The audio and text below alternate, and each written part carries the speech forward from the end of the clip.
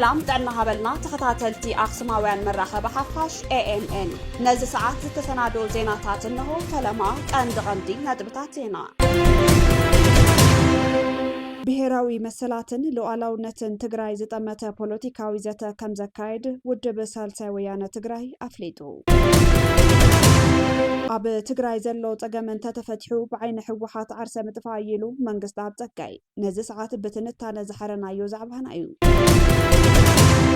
ማሕበር ተጋሩ ኣውሮፓ ኣብ ወሳነ ቅትለት ዝተዘውዱ ሃፍቱ ዝተውሃበ ውሳነ ፍርዲ ከስተኻኸል ሓቲቱ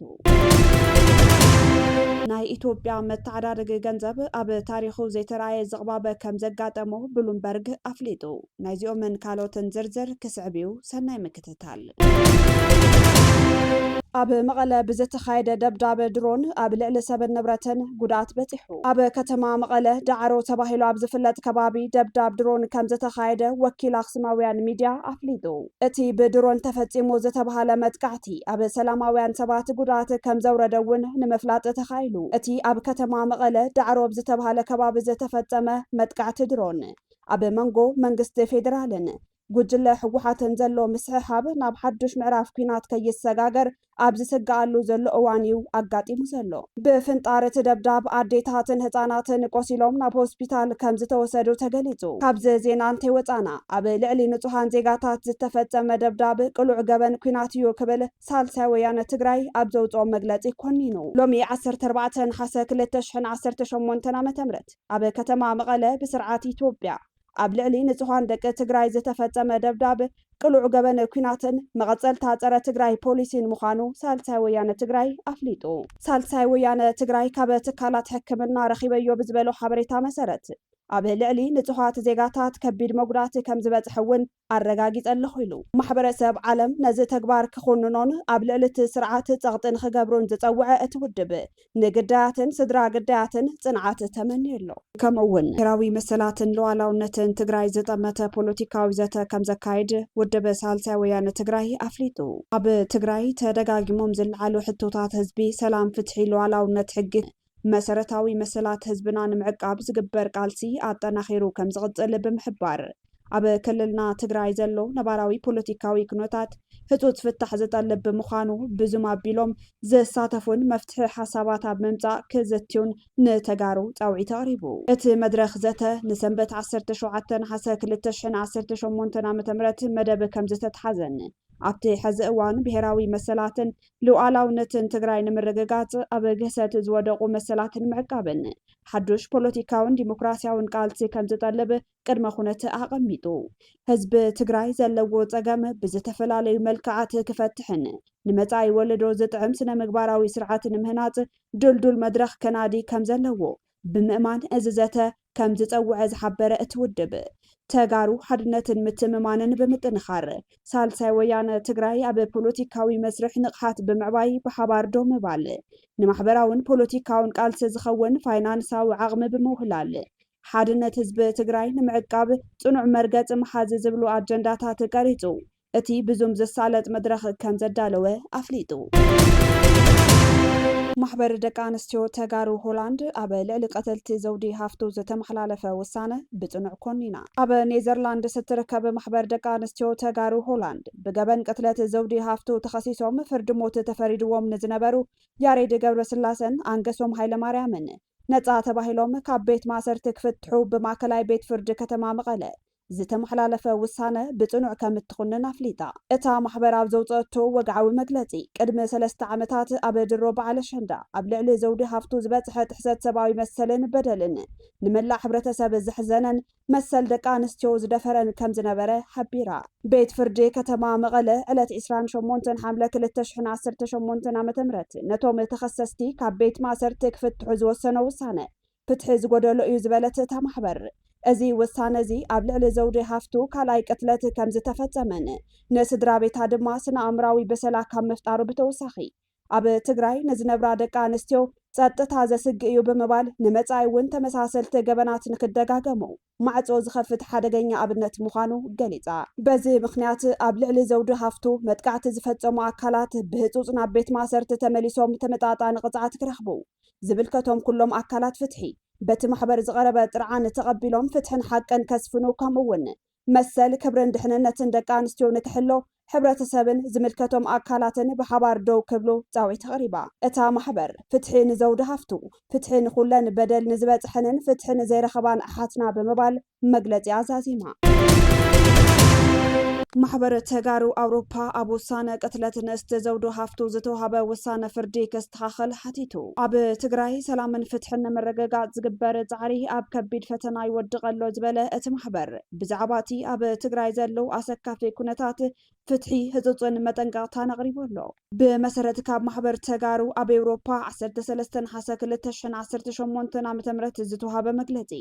ኣብ ትግራይ ዘለው ናይ ፍትሒ ኣሰራርሓ ልኡላውነት ሕግን መጻኢ ሰላምን ኣብ ከቢድ ሓደጋ ከም ዘሎ ኣቃሊዑ እቲ ማሕበር ከም ዝሓበሩ ብፍላይ እቲ ናይ ቅትለት ዘውዱ ሃፍቱ ናይ ፍትሒ መገዲ ስሒቱ መታለሊ ውሳነታት ብምግሃዱ ህዝባዊ ተቃውሞን ስጋትን ኣለዓዒሉ ኣሎ ክብል ሓቢሩ እቲ ቀንዲ ኣብ መስርሕ ፍትሒ ተፈጢሩ ዘሎ ፀገም ናይቶም ቅድም ኢሉ ተፈሪዶም ዝነበሩን ብዘይ ሓዱሽ መርትዑ ብነፃ ክሰናበቱ ዝተገበረ ርትዒ ዝሰኣነ ፍርዲ መስተኻኸሊ ክግበረሉ ሓቲቱ እቲ ማሕበር ኣብ መደምደምታ ዝስዕብ ፃውዒት ተቕሪቡ ኣሎ ሓለፍቲ ኣካላት ትግራይን ኢትዮጵያን ሉኣላውነት ሕጊ ከኽብሩን ተሓታትነት ከረጋግፁን ነቲ ጉዳይ ምስ ውልቀ ረብሓ ብዝተተሓሓዘ መልክዑ ዝተጠርጠሩ ሰበስልጣናት ካብ ሓላፍነቶም ክለዓሉ ኣህጉራዊ መሻርክትን ትካላት ሰብኣዊ መሰላትን ነቲ ኩነታት ብዕምቆት ክከታተልዎ ኤውሮጳውያን መንግስታት ኣብ ልዕሊ ዲያስፖራ ማሕበረሰባት ተጋሩ ዝግበር ናይ ግፍዕን ፀቕጥን ህፁፅ ክልከላ ክገብሩ ፀዊዑ እቲ ማሕበር ኣብ መወዳእታ መጻኢ ሰላም ትግራይ ዝረጋገፀ ኣብ ስነ ምግባር ፍትሕን ብህዝባዊ ተሳትፎ ዝተሰረተ ስርዓት ምህናፅ ጥራይ ከም ዝምርኮስ ገሊጹ ኣብ ዞባ ደቡብ ትግራይ 70 ብዝራእቲ ዝተሸፈነ መሬት ብሰንኪ ስእነት ዝናብ ምድራቁ ተሓቢሩ ኣብ ራያ ዓዘቦ ራያ ጨርጨርን ራያ ኣላማጣን ሕርሻ ጥሪትን መነባብሮ ሓረስቶትን ኣብ ከቢድ ሓደጋ ምውዳቁ ተገሊጹ ኣብ ትግራይ ብሰንኪ ድርቂ ህይወት ህዝቢ ኣብ ከቢድ ፈተና ይወድቕ ኣሎ ዝበሉ ሓረስቶት እቲ ከባቢ ብፍላይ ኣብቲ ብሕርሻዊ ማቶት ዝሕሸ ከባቢ ዝበሃል ዞባ ደቡብ ትግራይ እናተጋደደ ዝመጽእ ዘሎ ከቢድ ድርቂ ኣብ ሕርሻ ጥሪትን መነባብሮ ሓረስቶትን ኣሰካፊ ፀገም ፈጢሩ ከም ዘሎ ሓረስቶት ገሊጾም ኣብ ዞባ ደቡብ ትግራይ ኣብ 10 ጣብያታት ራያ ዓዘቦ ብዝናብ ኣብ ዝለምዕ ልዕሊ 26,000 ሄክታር መሬት ዝተዘርአ እኻል ብሰንኪ ስእነት ዝናብ ደሪቑ ካብ ጥቕሚ ወፃኢ ምዃኑ ተገሊጹ እዚ ድማ እቲ 70 ዝኸውን ዝራእቲ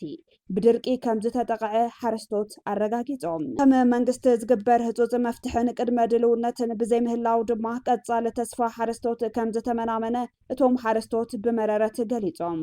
እዚ ከምዚ ኢሉ እንከሎ በረድ ሓዊሱ ብዝወቕዐ ሓያል ዝናብ ኣብ ልዕሊ ዝራእቲ ከቢድ ጉድኣት ከም ዘብፅሐ ተሓቢሩ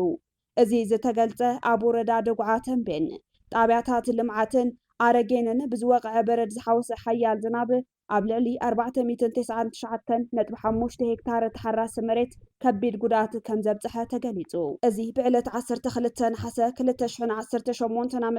በረድ ዝሓወሰ ብዝወቕዐ ዝናብ ኣብ ልዕሊ ዝተፈላለዩ ዓይነታት ዝራእቲ ሙሉእ ብሙሉእ ሓደጋ ብምብፃሕ ንከባቢ 1554 መራሕቲ ስድራ ሓረስቶት ኣብ ሓደጋ ከም ዘውደቐ ዘፈር ቁጠባ እታ ወረዳ ሓቢሩ በቲ ዝበፅሐ ጉድኣት ዝተጠቕዑ ሓረስቶት እተን ጣብያታት ብወገኖም ዝራእቶም ሙሉእ ብሙሉእ ብምጥፍኡ ስድሮኦምን እንስሳታቶምን ኣብ ከቢድ ሓደጋ ከም ዝወደቑ ብምግላጽ ኣብ ሓፂር ግዜ ብዝባፅሑ ዝራእቲ ንምሽፋን ዝምልከቶም ኣካላትን ገበርቲ ሰናይ ትካላትን ንክሕግዝዎም ፃውዒት ኣቕሪቦም ብሓፈሻ ኣብ ትግራይ ኣብ ልዕሊ 400 ጣብያታት ብበረድን ሕፅረት ዝናብን ምክንያት ዝራእቲ ክራማት ኣብ ሓደጋ ወዲቖም ከም ዝርከቡ ንምፍላጥ ተኻኢሉ ናይ ኢትዮጵያ መተዓዳደጊ ገንዘብ ኣብ ታሪኹ ዘይተረአየ ዝቕባበ ከም ዘገጠሙ ብሉምበርግ ኣፍሊጡ ኣብ ኢትዮጵያ ዘሎ መተዓዳደጊ ገንዘብ ብር ካብ 23 ሃገራት ኣፍሪካ እቲ ዝደኸመ መጠን ሸርፊ ወፃኢ ዘለዎ ምዃኑ ተገሊጹ ማእከላይ ባንኪ ኢትዮጵያ ንሃገራዊ ገንዘብ ንምድጋፍ ኣብ 2018 ዓ.ም ጥራይ ኣስታት 2.2 ቢልዮን ዶላር ወፃኢ ምግባር እኳ እንተፍለጠ ነቲ ዝቕባበ ከድሕኖ ከም ዘይከኣለ ብሉምበርግ ኣፍሊጡ ካልእ ስታንዳርድ ቻርተርድስን ሲቲ ግሩፕን ዝተባሃሉ ኣካላት ገንዘብ ኣብ ዝዘርግሕዎ መረዳእታ ድማ ኣብ መወዳእታ ዝዓመት ዋጋ ሸርፊ ወፃኢ ዶላር ካብ 185 ክሳብ 195 ብር ክበጽሕ ከም ዝኽእል ተንብዮም ኣብ ኢትዮጵያ ዝተፈጠረ ሰፊሕ ቁጠባዊ ቅልውላው ብር ኢትዮጵያ ካብ ግዜ ናብ ግዜ እናደኸመ ብምኻዱ ኣብ ልዕሊ ሃገራዊ ቁጠባን ናብራ ህዝብን እናፈጠሮ ዘሎ ጽዕንቶን ብዝብል ትንተናዊ ዛዕባ ዘቕረበ ብሉምበርግ ኢትዮጵያ ኣብ ታሪኻ ገጢምዋ ዘይፈልጥ ናይ ገንዘብ ናይ ምግዛዕ ዓቕሚ ምውራድ ከም ዝገጠማ ገሊጹ ኣሎ። እዚ ድማ ኣብ ልዕሊ እቲ ሃገራዊ ቁጠባ ዓሚቕ ስጋት ፈጢሩ ይርከብ ኢሉ ማእከላይ ባንኪ ኢትዮጵያ ነቲ ሃገራዊ ገንዘብ ብር ንምድጋፍን ውሕዚ ወፃኢ ሸርፊ ንምርግጋእን ኣብ ዓመተ 2018 ጥራይ ኣስታት 2.2 ቢልዮን ዶላር ወፃእታት ከም ዝገበረት ሓቢሩ። ይኹን እምበር እቲ ዝተገበረ ወፃእታት ሓያል ጠለብ ገንዘብ ናይ ወፃኢ ሸርፊ ጸቕጥና ፈጠረ ኣብ ዝቕጽለሉ ዘሎ እዋን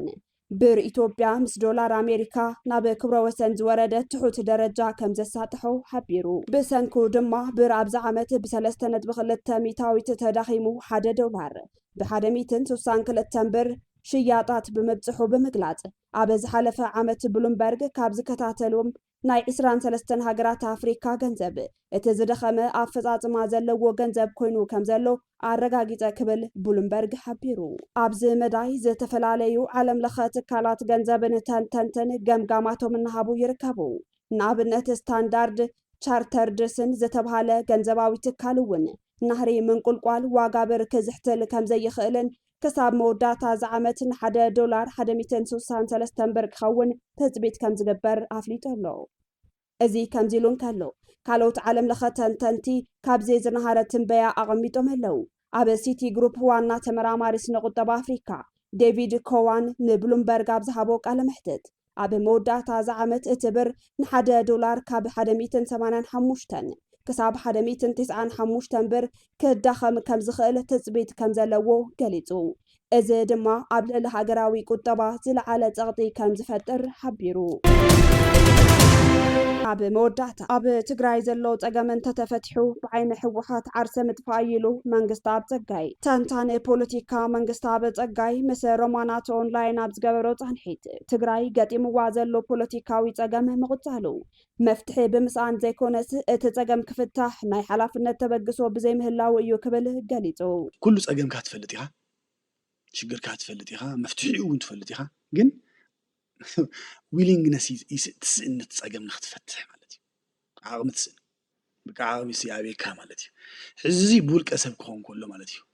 እዚ ናብ ኦርጋናይዜሽን ተምፂኻ ኢኻ እንታይ ዝኸውን መስለካ ኣብ ኦርጋናይዜሽን ኣብ ውሽጢ እቲ ኦርጋናይዜሽን ሓደ ኦርጋናይዜሽን ፌል ተገይሩ ዲኬይ ተገይሩ ኣብ ውሽጡ ስማርት ፒፕልስ ኣለዎ እዮም ነቲ ጸገም ካበይ ከም ዝምንጭዎ ዝፍልጡ መፍትሒኡ እንታይ ክኾን ከም ዘለዎ ዝጥቁሙ ሳያት ኣለዉ። በቃ ሕዝ ናይ ትግራይ ጸገሙን መፍትሒኡንስ በቃ ኣሎ እዩ። በቃ ብሉፕሪንት ተጻሒፉ ዝቐሚጡ እዩ። ተፈላለዩ ሰባት ንኣብነት ባዳማይ ተዛረቡ ነርኩም ናይ ጀነራል ጻድቃን መጽሓፍ ኣለካ ምዕራፍ 3 ብዛዕባ እሱ እዩ ዝዛረብ ማዕት ሰባት ስኻለኻ ንለኹ ኩሉ ሰብ ባዕሉ ይዛረብ እዩ። ማዕት መፍትሕታት ኣለዉ። መፍትሒ ጠፊኦም ይኮኑ ኩሉ ትግራዋይ በቃ ጠፊኡ ይኮን ይፈልጥ እዩ። ማንም ኣብዙ ሳይ ዝወስድ ሰብ ሞኖፖሊ ዘለዎ ሰብ የለን ይፍለጥ እዩ። ታይዳ ያ ኮይና ማለት እዩ። ሕዚ ኣብታ ናይ ካሳንድራ ፕሮብሌም ማለት እታ ዊሊንግነስ ንምዕራይ ትጎድል ማለት እዩ። ሕዚ እታ ምዕራይ ክትጎድል ትኾነ ኣብታ ምዕራይ መን እዩ ዘሎ እዩ። ሕዚ ናይ TPLF ዓብዪ ንትግራይ ዝጎዳእ ዘሎ ኣብታ ምዕራይ ከይትዕረ ሓኒቑ ብምሓዝ እዩ። መንግስቲ ኣብ ጸጋይ ቀጺሉ ኣብ ትግራይ ዘሎ ኩሉ ዓይነት ጸገማት ንምፍታሕ ዝግበር ጻዕሪ ነቲ ስልጣን ብሓይሊ ሒዙ ዘሎ ሕወሓት ንባዕሉ ከም ሓደጋን ዓርሰ ቅትለትን ስለ ዝሪኦ ኣብ ሕመቕ ተሸፊኑ ክነብር ይመርጽ። ህዝቢ ድማ እቲ መፍትሒ እናፈለጦ ብሓይሊ ተሓኒቑ ብምህላው ነቲ ጸገም ሒዙ ክቕጽል ይግደድ ኣሎ። ሕዚ እታ መፍትሒ ተሰሚዓ ናብ ተግባር ትገብር ዋና ነገር እታ መፍትሒታ ኣብ መነ እየተግብራ ከመይ ትተግብር ኣብ ትብል ነገር ሓኒቑ ዝሓዘ ኣካል ዲ ይጋዓነይ ኮርን ልዕሊ ኮርን ኢሉ ኣብ ውጁ ብሓይሊ ናብ ስልጣን መፅዩ ካብ መጀመሪኡ እውን ጌታቸው ረዳ ከይሰርሕ 3 መይሉ ንሕንኩሎ ኢና ዶ ግዛዕና ገለመ ከይሰርሕ ኣብ ዕውን ኣብ ቪሽየስ ሰርክል ክንኣቱ ዝገበረና ሓይሊ ኒ እዚ ሓይሊ እዚ ናቱ ኢንተረስ ኣብ ሓደጋ ኣትዩ ኢሉ ስለዝኣምን ጥራሕ እዚ ናይ ትግራይ ካብቲ ከይትድሕን ዝጋ እዚ እዩ ተቐዳማይ ሓደጋን ካልኣይ ሓደጋን ኢልካ ኣብ ናይ ምስርራዕ ነገር ዝብገስ ካብዚ ኢሉ ይዛምን። ኣብ መወዳእታ ተንታኒ ፖለቲካ መንግስቲ ኣብ ጸጋይ ኣብ ትግራይ ዘሎ ጸገም ዘይፍትሓሉ ቀንዲ ምክንያት እቲ ጸገም ባዕሉ እቲ ስርዓት ምዃኑን ንሱን ተዘይጠፊኡ ከም ዘይፍትሐን ኢሉ እውን እቲ ጸገም ናይ ትግራይ ባዕሉ እቲ ህወሓት ዝበሃል ጉጅለ ዝሰርሖ ወይ ዝወለዶ ብምዃኑ እቲ ጸገም እናተፈለጠ ሳን ህዝባዊ ተሓሳስባ መሪሕነት እቲ ጸገም ክቕጽል ይረአ ኣሎ ክብል ይስማዕ ቀዳማይ ሓደጋ ትብሎ ወይ ቀዳማይ ጸላእ ትብሎ ብባዕሉ ምኽንያት ጸላእ ኮይኑ ዝተፈጠረ ኢሉ ይዛም ምስናትካ ኢንተረስ ዘይቃ ሕዚ ሻዕብያ ክትወስዶ ተላ ብናይ ባዕሉ ምኽንያት ብናይ ባዕሉ አይዲዮሎጂ ብናይ ባዕሉ ተሓሳስባ ምስተዓንቶ ዝብልናዮ ኣብ ናይ ትግራይ ኔጌቲቭ ሚረር ኢሜጅ ኣለዎ ገለ ማለት ብባዕሉ ካብ መጀመሩ ጸላእ ዛስዋይ እውን ሪኻይ ሻዕብያ ኣብታ ዝረኸበን ክፍተታት ኩለን ትግራዋይት ክዕዩ سبحان شو عتن بل بفتنا تجري إذا أتولن كتامات زجورو زنمر قدم شاف بوردرات كاب تجري من أسي جفيفو